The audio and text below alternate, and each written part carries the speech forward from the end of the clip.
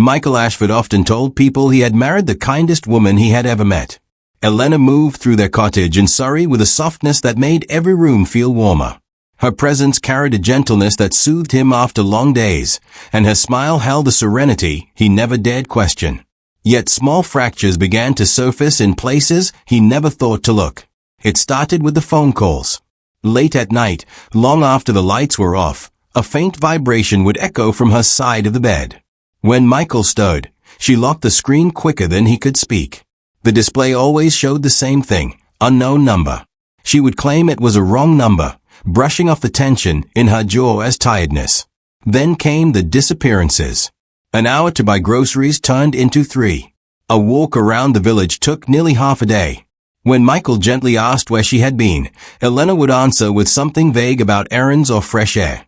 Her tone remained calm, yet her eyes shifted as if searching for an escape. He told himself it was stress. Everyone changed a little under pressure. But the unease inside him grew, especially when he began waking at night to find her sitting upright, breathing sharply, staring into the shadows as though expecting something to emerge. One stormy evening, he found her standing in the upstairs hallway. Only a single bulb above her was lit. Her silhouette trembled beneath it, thin shoulders shaking as if the air itself frightened her. When he approached, her phone slipped from her hand and clattered against the floor, its screen glowing with another call from the same unidentified number. "Elena, who keeps phoning you?" he asked. She pressed her back to the wall, voice barely a breath. "His back." Michael froze. "Who is he?" She shook her head.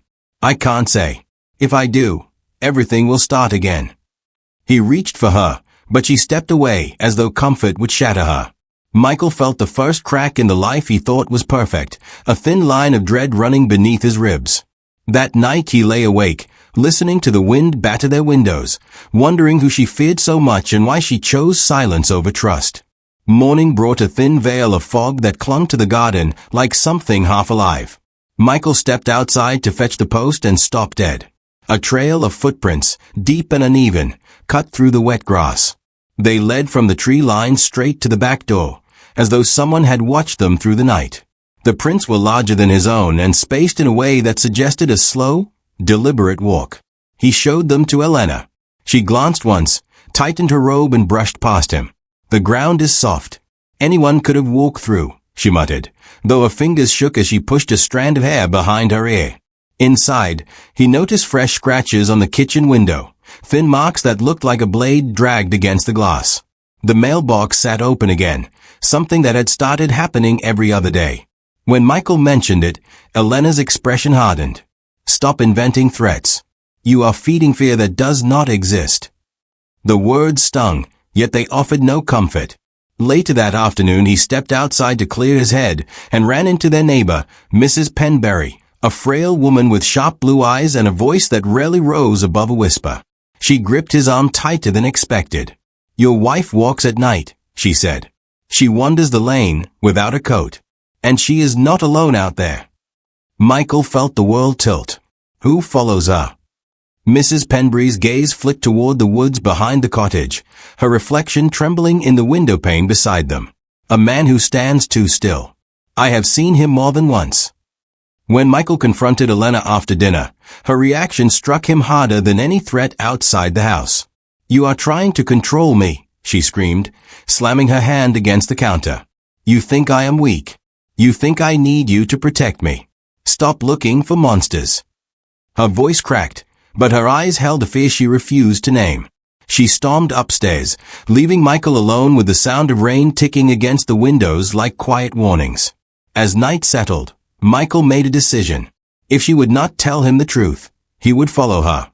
And when he finally stepped into the shadows behind her, what he saw waiting near the edge of the woods shifted every certainty he had left. Michael waited until Elena slipped out of the cottage, her coat pulled tight and her shoulders tense. The rain had stopped, leaving the road slick and reflective like sheets of black glass. He kept a steady distance as she walked through the quiet lanes, her steps quickening the further she moved from home.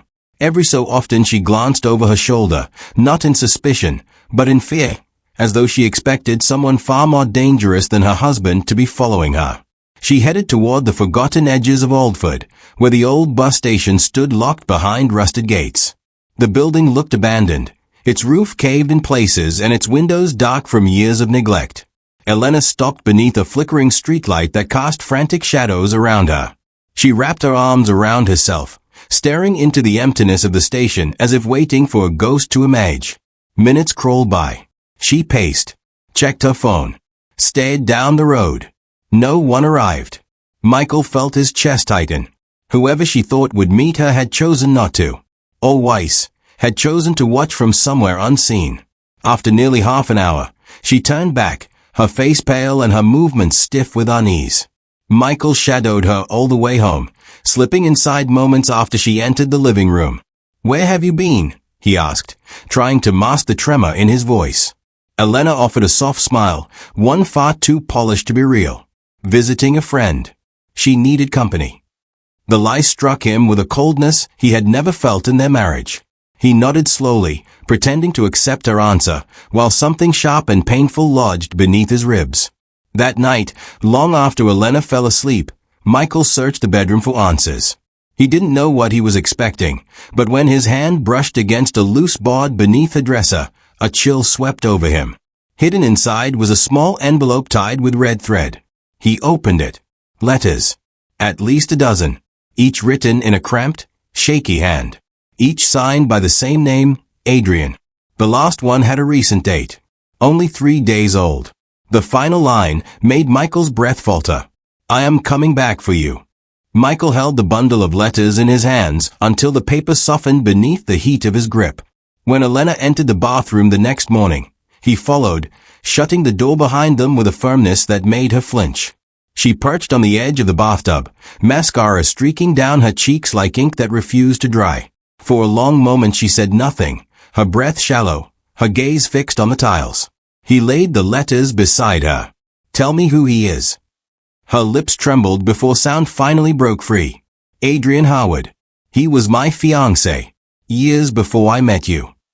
Michael felt a hollow shift inside him. "Why are you hiding him from me?" Elena gripped the porcelain, so hard her knuckles blanched. "Because you would never understand what he turned me into. He controlled everything. Who I spoke to, what I wore, where I went. He isolated me from my family. He threatened to hurt himself if I ever tried to leave." Her voice cracked. She looked as if she was bracing against a memory she hoped had been buried deep.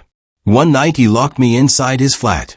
When I forced the bedroom door shut behind me, he slammed his fists against it until the wood splintered. He told me that if I tried to escape again, he would end both our lives." A cold sensation crawled beneath Michael's skin. "How did you get away?" "I staged my disappearance. I left my phone in a river. I moved cities. I changed everything about my life." Her shoulders sagged. "I thought he had forgotten me." Michael stared at her, trapped between heartbreak and a rising sense of betrayal. She had built a marriage with him on foundations made of secrets. Yet the fear in her eyes was too raw to ignore. "He used to say one thing," Elena whispered. "If I cannot have you, no one will." Michael's pulse thudded like a warning in his ears. He knelt beside her and took her hands. "I will protect you. Whatever he wants, he will not reach you again." Before she could answer, a sharp tone echoed from downstairs. Michael rushed to the hall and found his phone buzzing with a new message. The sender was listed as unknown. The text contained only 2 words, "Morning, Michael." Michael stared at the message that had pinged only seconds after the first. His pulse hammered as he opened it, each tap of his thumb feeling heavier than the last. The photo filled the screen in an instant. Elena stood beneath the flickering streetlight outside the abandoned bus station, arms wrapped around herself, fear tightening every line in her body. It was the exact night she had told him she was visiting a friend. The caption beneath the image carved into him like a blade. "She still loves me." His own reflection warped across the glass, pale and contorted with disbelief. He walked into the kitchen where Elena sat hunched over a cup of tea that had long since gone cold. When he placed the phone in front of her, she recoiled, hand flying to her mouth as if the image had the power to wound her physically. "Elena, tell me the truth," Michael said. His voice trembled despite the icy restraint he tried to maintain. "Were you meeting him?" She shook her head rapidly. No, I swear it. I went there because I thought he was following me. I was trying to escape him, not return to him. That photo says otherwise. Her breathing quickened. She clutched her chest as though invisible hands were squeezing her lungs. Michael, he is playing with you. He wants to tear us apart. Please, believe me. He stepped back. The space between them felt colder than the open refrigerator, bathing them in its pale glow. The tension snapped like a wire pulled too tight. You have lied to me before, he said. How am I supposed to know which version of you is real? Elena sank to the floor, her breath broken and sharp. I am telling you the truth. I never met him. I thought if I kept everything hidden, he would lose interest. But he is stronger than before. He is everywhere. Her panic attack spiraled, and Michael knelt beside her, torn between comfort and suspicion. The doubt gnawed at him relentlessly. Every explanation she offered felt like a puzzle piece that didn't quite fit, twisting his thoughts into knots of paranoia and fear. Their marriage, once warm and steady, now felt fragile enough to shatter under the weight of a single unanswered question. His phone vibrated again. Another message from unknown. Ask her what she did to me. Michael felt the weight of the message pressing on him long after Elena's sobs quietened. The question lingered like a stain he could not wipe away. When he finally confronted her again, she sat curled on the bedroom floor, arms wrapped around her knees, as though bracing against a storm only she could see. Elena, what did you do to him? Michael asked. She lifted her head slowly, eyes swollen and distant. I did not just leave Adrian. The night I escaped, things turned violent. Her voice thinned to a brittle whisper. He tried to stop me. He dragged me back into the flat. I reached for anything I could find. It was a lamp. I swung it. He fell. The sound he made when he hit the floor never left me. Michael felt his stomach twist. I thought he would die, she said. He was taken to hospital in critical condition. I ran. By the time I gathered the courage to check again, the news reported that an unidentified man matching his description had been found dead near a railway line. I believed it was him. I wanted to believe it. Her memories faltered as she spoke, as though parts of her mind refused to unlock. Sentences broke apart. Details blurred. Trauma had carved gaps she could not bridge.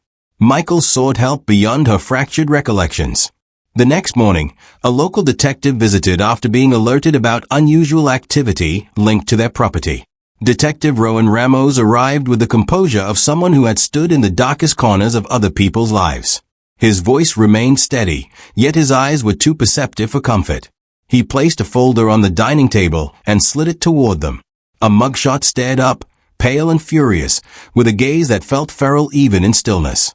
This man, Ramos said, escaped a psychiatric facility 3 weeks ago. Staff noted that he fixated on one name during his confinement. He repeated it thousands of times. Elena's hands shook as she raised the photo. He found me again. Ramos nodded. Based on our timeline, he has been tracking your movements long before the first message reached your phone. Michael swallowed hard, an icy dread crawling through him.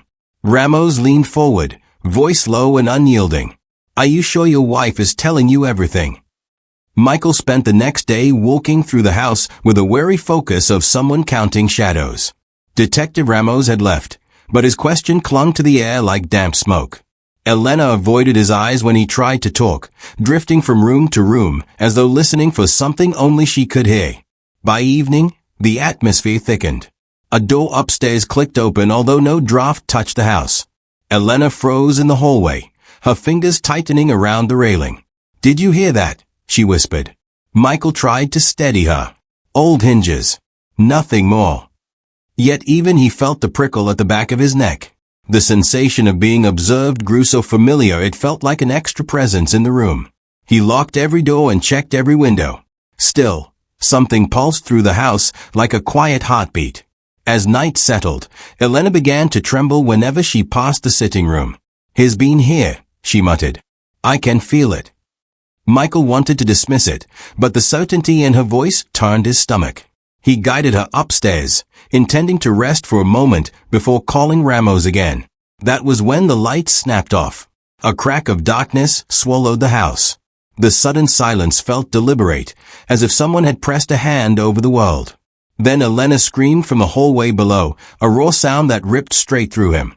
Michael sprinted downstairs. His foot hit the bottom step just as a cold draft rushed past him. The front door stood wide open, swaying as though someone had slipped through seconds earlier. Moonlight cut across the floor in a long silver blade. At the center of it lay a photograph. Michael knelt and picked it up with shaking fingers. The flash of the camera caught Elena mid-laugh, her arm linked with Adrian's. They stood outside a petrol station. The timestamp on the bottom corner was unmistakable. 2 weeks ago. His pulse hammered. Adrian had not broken in to torment them.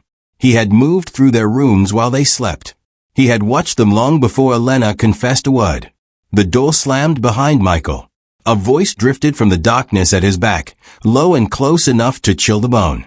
"You took her from me, Michael." Michael spun toward the voice, every muscle braced.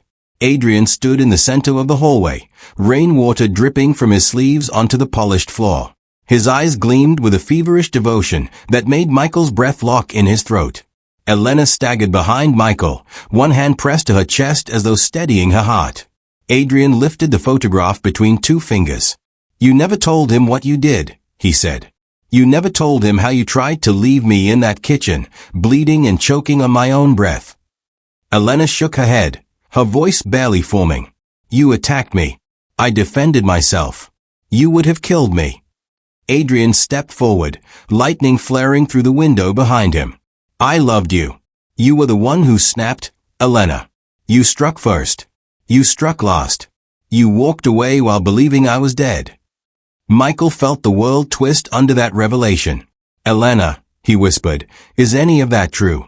She backed into the wall, eyes shining with terror. "I thought he was gone. I thought it was the only way to survive." Adrian's expression softened into something far more dangerous. "You survived because I let you. I followed you because you belong with me." He lunged. The struggle exploded across the hallway. The storm outside lit the scene in violent bursts. Adrian slammed Michael into the banister while Elena clawed at Adrian's arm, trying to pull him away. A framed wedding photo crashed to the floor, the glass shattering beneath their feet. Blood smeared across the smiling image as the fight dragged toward the open window. Adrian grabbed Elena by the hair, pulling her close. "You were going to run again," he hissed. "You were never theirs. You were mine." Michael froze. "Run again? What does he mean?"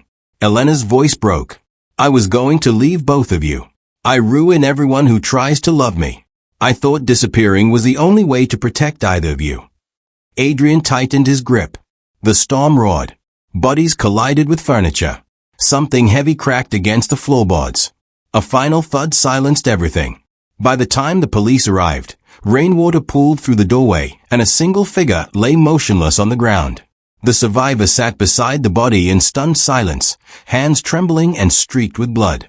When the officers asked who killed Adrian, the survivor lifted their head, eyes hollow and unreadable. They refused to answer.